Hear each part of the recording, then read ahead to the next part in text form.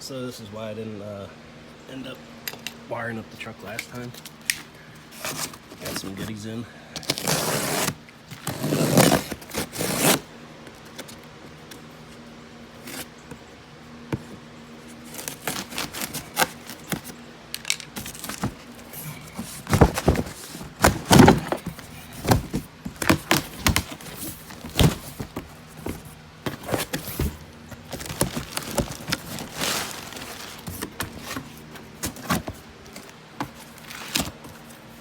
So this should be, yep, the battery kit.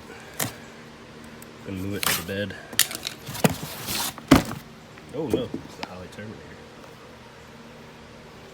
So, getting rid of the factory ECU.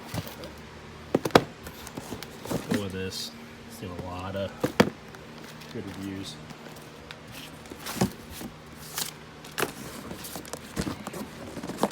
Gets the other harness.